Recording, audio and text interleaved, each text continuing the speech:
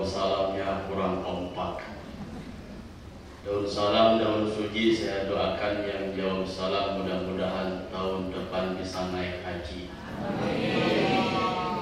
Assalamualaikum warahmatullahi wabarakatuh.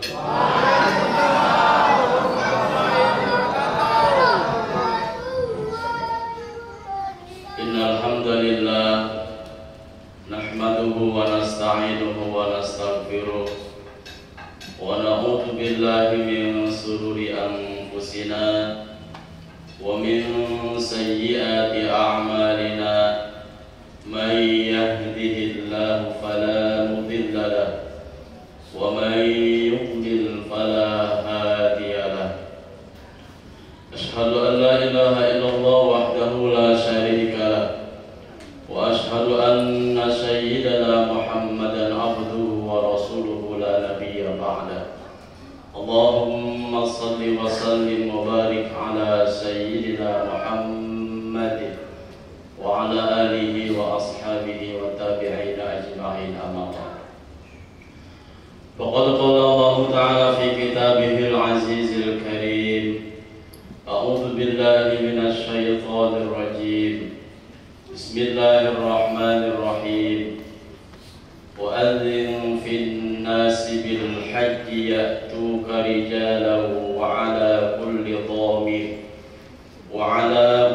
dhamirin ya'tina min kulli fajjin 'amiq. Puja dan puji marilah kita panjatkan kehadirat Allah Rabbi. Alhamdulillah atas nikmat dan hidayah dari Allah Subhanahu wa taala. Maka pada siang hari ini kita sama-sama berkumpul di tempat yang mulia ini untuk melaksanakan manasik umroh. Mudah-mudahan dengan bekal manasik umroh yang insya Allah akan disampaikan oleh guru-guru kita semua, ini menjadikan bekal kepada kita semua sehingga pelaksanaan ibadah ibu bapak dalam melaksanakan ibadah umroh ini penuh dengan kebenaran sesuai dengan syariat agama Allah Subhanahu wa taala. Tidak lupa sholawat dan salam semoga tercurah limpahkan kepada pemimpin abadi, pemimpin sejati, pemimpin dunia dan akhirat baginda Rasulullah sallallahu alaihi wasallam. Tidak lupa kepada keluarga, para sahabat, para tabi'in, dan mudah-mudahan kita semua nanti di yaumil kiamah bisa dikumpulkan dan mendapatkan syafaatnya. Allahumma amin ya rabbal alamin.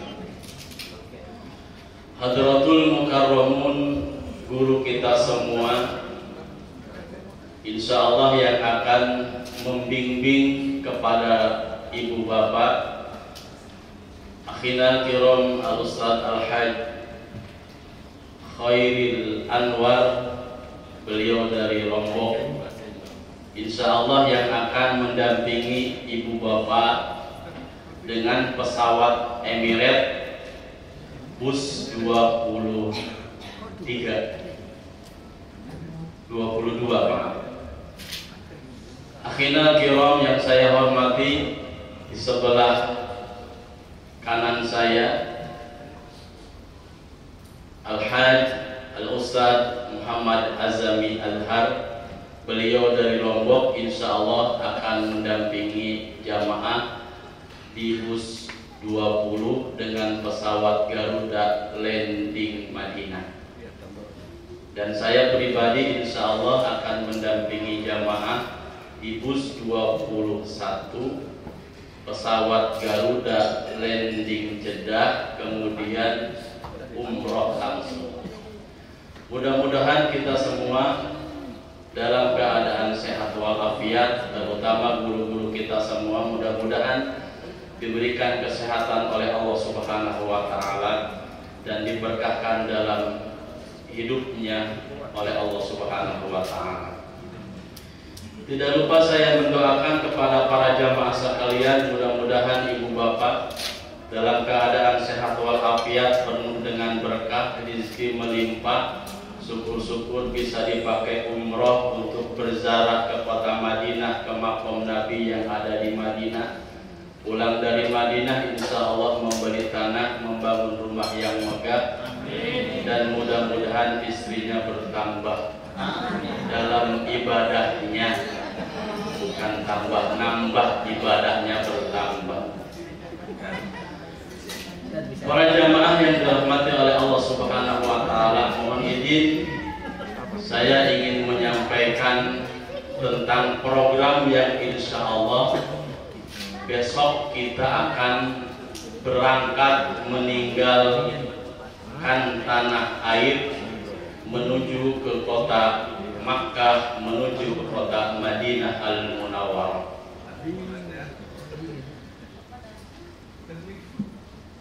Perjalanan ibadah umroh berbeda dengan perjalanan yang lainnya. Biasanya kalau kita dipanggil sama Pak RT, sikap kita biasa-biasa saja. Karena apa? Karena kita lah tahu dan namanya Pak RT, orangnya kecil, rumahnya kecil, jabatannya pun kecil. Tapi yang berbeda kalau kita dipanggil sama gubernur, mungkin pakaian kita ketika menghadap gubernur agak rapihan, karena gubernur ini adalah orangnya besar, rumahnya besar, jabatannya pun besar. Apalagi kalau umpamanya kita diundang sama presiden, karena anggapan kita bahwa presiden ini adalah orang yang menguasai wilayah kenegaraan. Kalau kita diundang sama presiden, maka tentunya ketika kita seminggu akan menghadap, pasti kita akan pesen jas, baju yang bagus untuk menghadap presiden. Karena presiden adalah orangnya besar, istananya besar, dan juga wibawanya besar. Kadang-kadang kalau kita mendapat undangannya saja, itu undangan kemudian difotokopi, ditempel di mading masjid, biar jamaah yang lain baca. Tuh lihat, saya dapat undangan dari presiden, tanggal 23 saya akan menghadap ke presiden. Tapi Masya Allah, besok kita bukan diundang sama Pak RT, bukan diundang sama gubernur, bukan diundang sama presiden, tapi kita akan diundang oleh zat yang menghidupkan dan mematikan Pak RT, zat yang menghidupkan dan mematikan gubernur, zat yang menghidupkan dan mematikan presiden, yaitu adalah Allah Subhanahu wa Ta'ala. Bahwa kita ini besok bukan dipanggil sama Pak RT, bukan dipanggil sama gubernur, bukan dipanggil sama presiden, tapi kita dipanggil oleh Allah Subhanahu wa Ta'ala. Di dalam tafsir dijelaskan, wa man labba wahidan hajja wahidan atau umratan wahidan, barang siapa yang menjawabnya satu kali, maka dia akan berangkat melaksanakan haji ataupun umrohnya satu kali. Wa man labba marratain, barang siapa yang menjawabnya dua kali, maka bisa dipastikan orang tersebut akan melaksanakan haji umrohnya dua kali, dan seterusnya. Mudah-mudahan ibu bapak bisa menjawab waktu dulu, menjawab daripada panggilan Nabiullah Ibrahim alaihissalam ini berulang-ulang kali, insya Allah. Hadirin yang dirahmati oleh Allah Subhanahu wa Ta'ala, maka oleh karena itu perjalanan ibadah umroh berbeda dengan perjalanan yang lain. Jangankan kita sebelum berangkat, ketika daftar saja ibu bapak, begitu masuk kantor NRA, kantor MKU, itu perasaan sudah beda Pak. Apalagi ketika melihat di situ ada hiasan kota Makkah Al-Mukarramah. Ini perasaan kita ini merinding, kadang-kadang meneteskan air mata. Karena apa? Karena berbeda perjalanan ibadah umroh dengan perjalanan wisata religi yang lain. Masya Allah. Meneteskan air mata, tidak terasa walaupun kita belum berangkat, bahkan mau berangkatnya itu sebulan lagi, tapi begitu daftar menanyakan, Masya Allah kita sudah meneteskan air mata. Tidak sangka ternyata saya ini bukan apa-apa, tapi saya dipanggil oleh Allah mau melaksanakan ibadah umroh. Karena ibu bapak mohon maaf, Allah memanggil itu bukan orang kaya saja. Allah memanggil itu kepada siapapun yang Allah kehendaki. Ada orang kaya dipanggil oleh Allah melaksanakan ibadah haji umroh, itu sudah biasa karena dia punya uang. Ada orang yang dipanggil oleh Allah padahal hanya sekedar tukang parkir. Kalau di bulan haji kan itu Masya Allah banyak kisah-kisah ataupun cerita-cerita inspiratif yang ditayangkan di televisi. Ada orang tukang pijit bisa naik haji ataupun umroh. Ada tukang bentor, beca motor itu bisa berangkat haji ataupun umroh. Ada tukang parkir bisa naik haji ataupun umroh. Ada tukang bubur juga bisa naik haji ataupun umroh. Itu masih sinetron ya. Perjalanan ibadah umroh ini berbeda dengan perjalanan yang lainnya. Maka oleh karena itu manfaatkan perjalanan ini, karena mungkin perjalanan ibadah umroh besok itu hanya sekali bagi kita. Maka manfaatkanlah perjalanan ibadah umroh ini. Jangan sampai nanti di sana kita tidak melaksanakan ibadah dengan maksimal. Baik ibadah mahdoh ataupun ghair mahdoh, maka laksanakan. Kalau ibadah mahdoh seperti sholat rawatib itu kan kewajiban kita.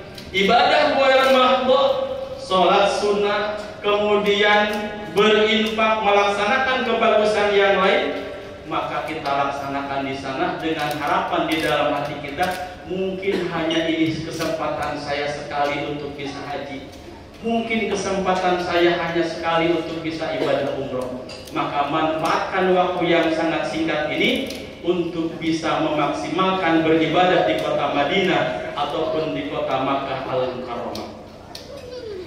Ibu bapak insya Allah yang berangkat melalui pesawat Garuda landing Jeddah, insya Allah saya yang akan mendampingi ibu bapak. Insya Allah pesawat akan take off jam 3.20, jam 11.50. Maka yang Garuda landing Jeddah besok kumpul di Terminal 3 Internasional di gate 2 ataupun 3. Nanti insya Allah di sana kita kumpul, kemudian jam 8 pagi sudah sampai di Bandara Internasional Terminal 3 keberangkatan. Mohon diperhatikan. Kemudian yang pesawat Garuda landing Madinah, insya Allah nanti kumpul di bandaranya jam 11.00 karena pesawatnya ini jam 3.20 insya Allah. Take off-nya jam 3.20. Kemudian yang pesawat Emirates yang insya Allah akan mendampingi guru kita, Tuan Guru Khairil, ini kita kumpul di Bandara Terminal 3 jam 14 ataupun jam 2 karena take off pesawatnya jam 5.40. Jadi yang kumpul di sini ini semuanya bis 20, 21 dan 22 dengan program yang berbeda-beda. Mohon diperhatikan para jamaah imam. Terutama bagi pesawat Emirates, ketika ibu bapak sudah datang di bandara, maka ini covernya harus dimasukkan sendiri-sendiri melalui konter Emirates yang disebut dengan profiling.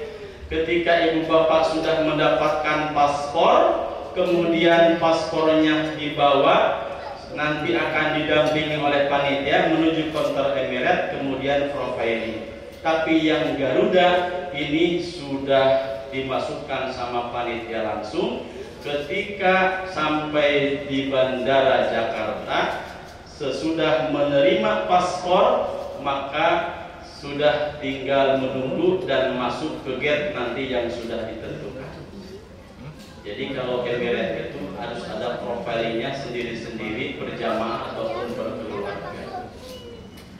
Walaupun memang nanti dari Dubai kemudian ke Jeddah, dari Jeddah langsung nanti melaksanakan umroh terlebih dahulu. Sama dengan Garuda yang landing Jeddah kemudian umroh terlebih dahulu. Ibu bapak yang dirahmati oleh Allah Subhanahu wa taala, nanti sesampainya di Bandara Jeddah, terutama yang pesawat Garuda landing Jeddah, ini biasanya koper besar, koper kecil itu dibantu sama porter biasanya. Kalau umpamanya ada porter yang membantu, nanti ibu bapak jangan mengambil koper, silakan saja porternya yang mengambil. Kemudian juga yang pesawat Garuda landing Madinah itu biasanya ada porter, kemudian porter yang menghandle koper besar, koper kecil yang dibagasikan waktu di Jakarta. Karena berbeda dengan pesawat Emirates, karena Emirates nanti akan landing di Madinah bandara baru, bukan bandara haji.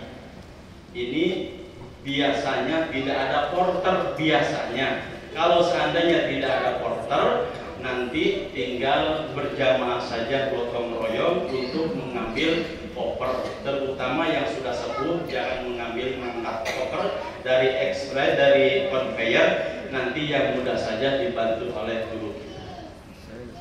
Hadirin yang dirahmati oleh Allah Subhanahu wa taala, yang landing Madinah ini akan melaksanakan ibadah dulu terlebih dahulu di Madinah, melaksanakan sholat rawatib di Madinah, melaksanakan ziarah di Madinah, melaksanakan sholat di Raudhah di Madinah. Nanti insya Allah akan disampaikan oleh guru kita semua. Kemudian yang landing Jeddah, baik itu di bandara haji ataupun di bandara yang baru, kita akan melaksanakan umroh terlebih dahulu. Sebelumnya bagi bapak-bapak yang pesawat Garuda landing Jeddah, kita memakai kain ihramnya ini di pesawat. Kita memakai kain ihramnya ini di Jakarta, di Bandara Jakarta. Di situ nanti di bawah di depan pintu gate 11 ada musola, nanti diganti saja kain ihramnya. Bawahannya saja, atasannya ini boleh pakai batik, masih boleh pakai batik. Nanti ketika sampai sebelum Yalamlam, kita akan bersama-sama melaksanakan miqat di Yalamlam bagi pesawat Garuda landing Jeddah.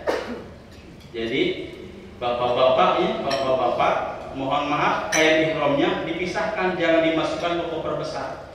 Karena nanti besok kita sama-sama akan melaksanakan memakai kain ihram di Jakarta. Di bawah di situ di gate 11 ada musola. Ya.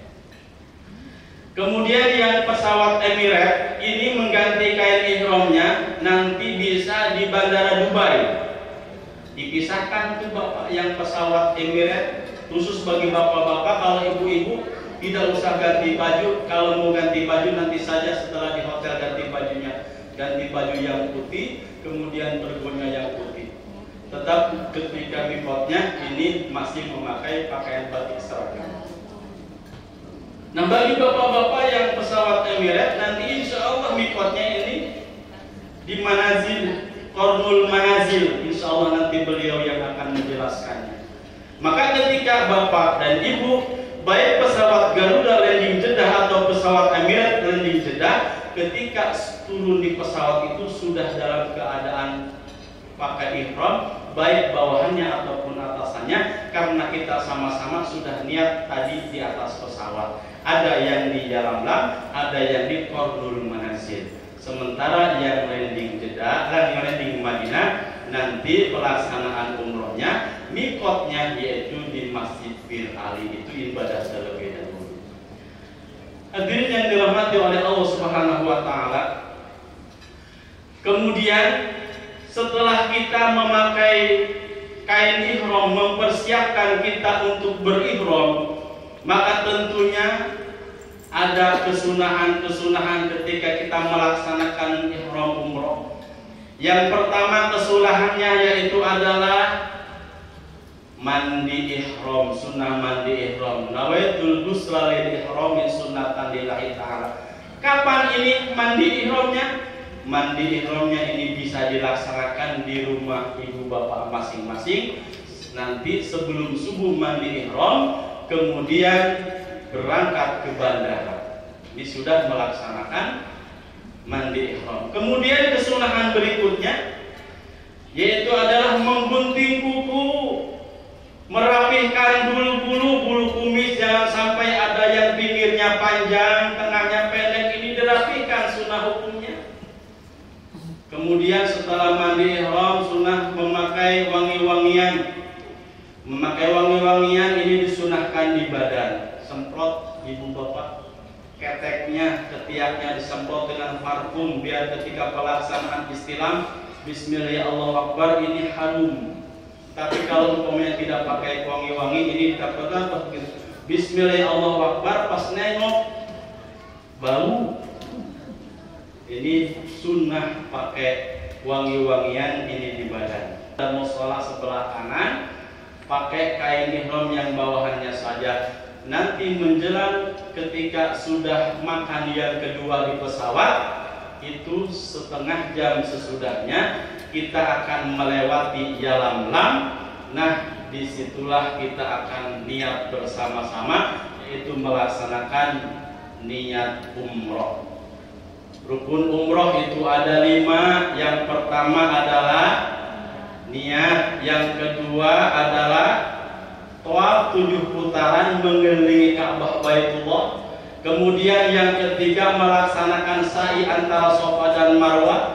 Kemudian yang keempat yaitu adalah tahallul, menggunting rambut. Kemudian yang kelima adalah tartib. Seperti ada di layar.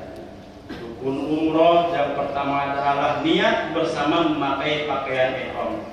Jadi ibu bapak yang landing nanti di Jeddah, baik pesawat Emirates ataupun pesawat Garuda, maka niatnya bersama-sama nanti di atas pesawat. Ada yang dari Yalamlam, ada yang dari Qorbul Manazil.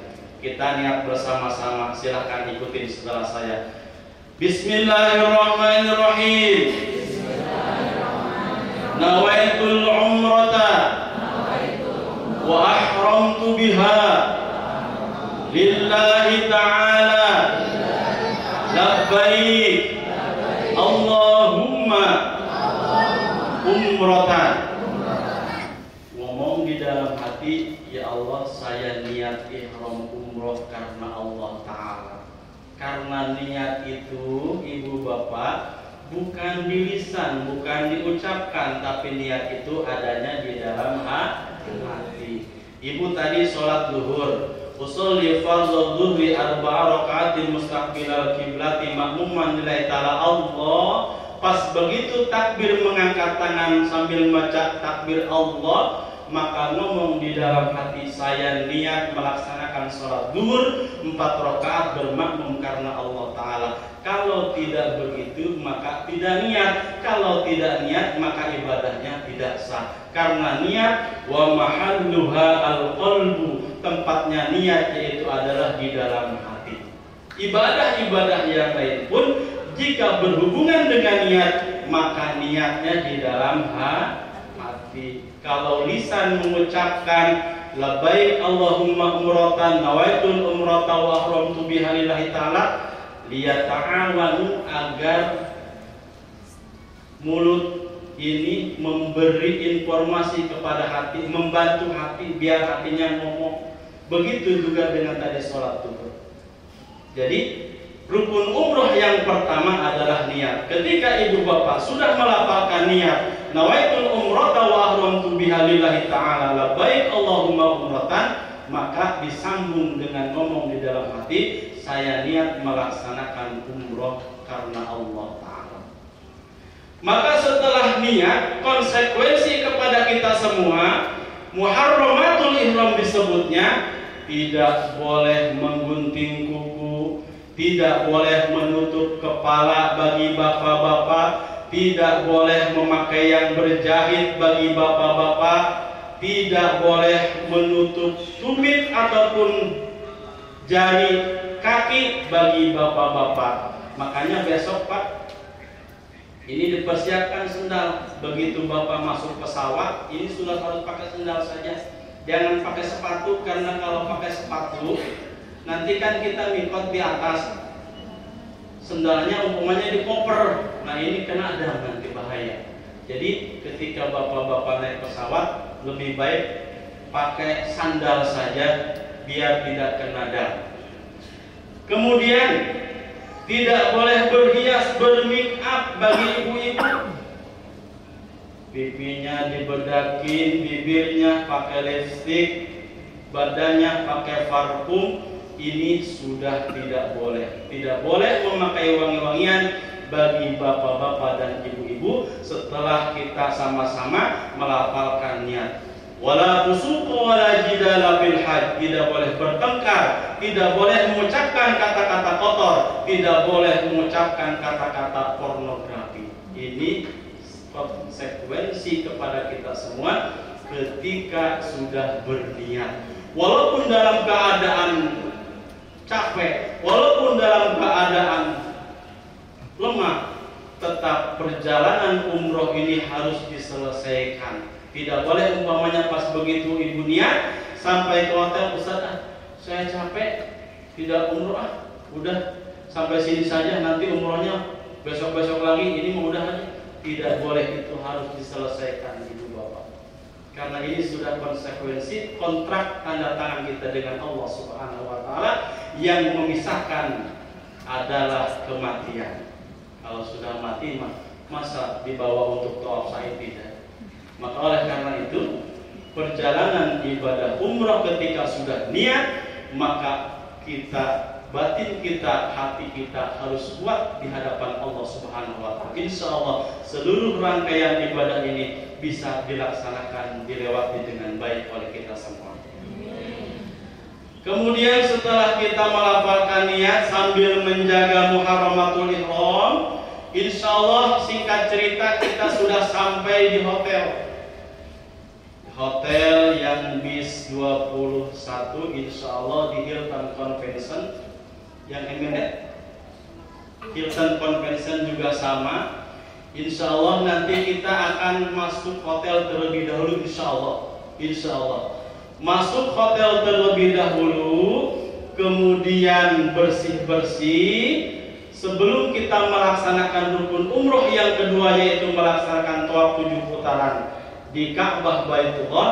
Kita akan masuk hotel terlebih dahulu untuk bersih-bersih. Nah, namun diperhatikan ketika ibu bapak masuk hotel kemudian masuk kamar mandi, itu kan biasanya gatal tuh, cuci tangan pakai sabun. Kemudian kain ihramnya ini dibuka semuanya, diganti dengan handukan, pipis di kamar mandi tidak pakai kain ihram dibuka. Ini tidak boleh. Tidak boleh cuci tangan, cuci muka pakai sabun, karena sabun itu wangi. Yang tadi sudah dibahas muharramatul ihram, hal-hal yang diharamkan. Ini terjadinya haramnya ini ketika sudah berniat. Kalau sebelum niat, umpamanya ibu masih di bandara, Ustaz boleh nggak saya pakai parfum? Boleh, bapak boleh pakai kaos. Tapi kalau sudah niat, maka disitulah titik poin, sudah tidak boleh lagi melakukan hal-hal yang diharamkan di dalam muharramatul ihram. Ibu bapak, nanti kita akan kumpul bersama di lobi untuk melaksanakan, terlebih dahulu untuk melaksanakan tawaf sa'i. Insya Allah kita akan dipinjamin handset. Handset itu alat bantu dengar. Jadi nanti ibu bapak bisa mudah untuk menirukan, mengucapkan doa-doa yang dibacakan oleh ustadz, oleh pembimbing, insya Allah.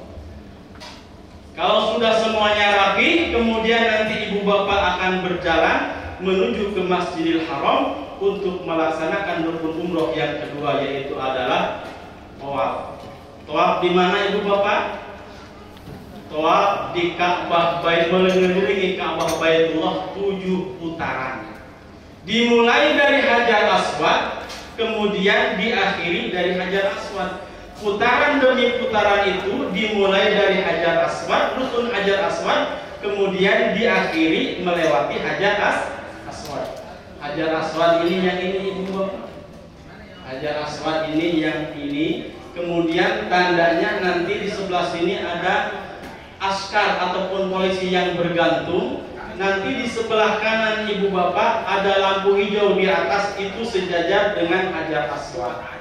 Nah, kita akan memulai melaksanakan tawaf, yaitu ketika sudah sejajar bahu kiri kita dengan Hajar Aswad. Ketika sudah sejajar, sudah yakin, kita mengucapkan istilah Bismillahi Allahu Akbar.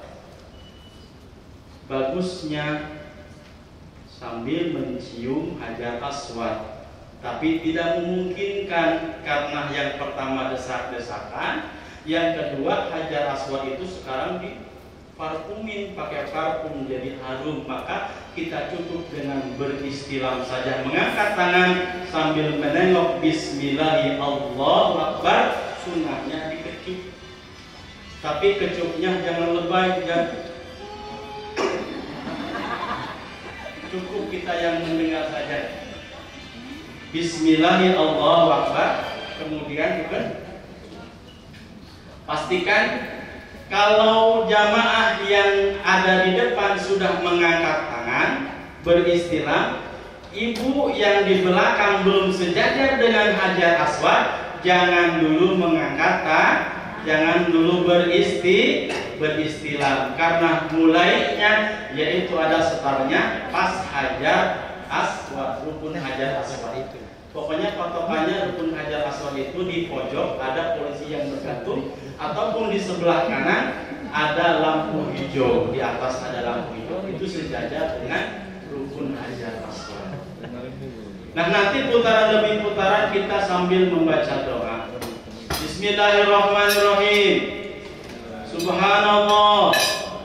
Ayo ketik. Subhanallah. Walhamdulillah. Wala ilaha illallah. Wallahu akbar. Wala haula wala quwwata illa billah al-aliyyil azim. Allahumma imanan bika wa tasdiqan bi kitabika wa wafa'an bi ahdika wa ittiba'an li sunnati nabiyyika Muhammad sallallahu alaihi wasallam. Allahumma inna nas'aluka al-jannata wa na'imaha wa ma yuqarribuna ilaiha min qawlin aw fi'lin aw amalin.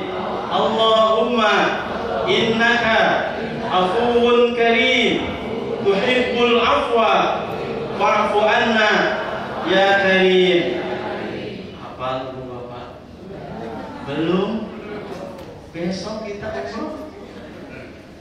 Ibu bapak ketika sampai di rukun Yamani, sejajar bahu kiri kita dengan rukun Yamani, maka disunahkan beristilah mengangkat tangan Bismillahi Allahu Akbar, tapi tidak sunnah dikecup. Yang dikecup itu hanya di rukun Hajar Aswad saja.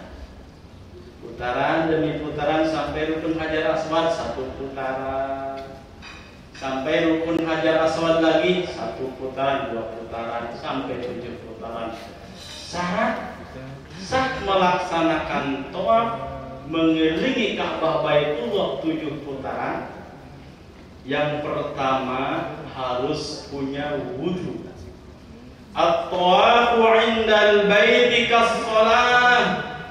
Tawaf mengelilingi Ka'bah Baitullah itu seperti sholat. Kalau kita sholat kan punya wudhu, maka ketika tawaf harus punya wudhu.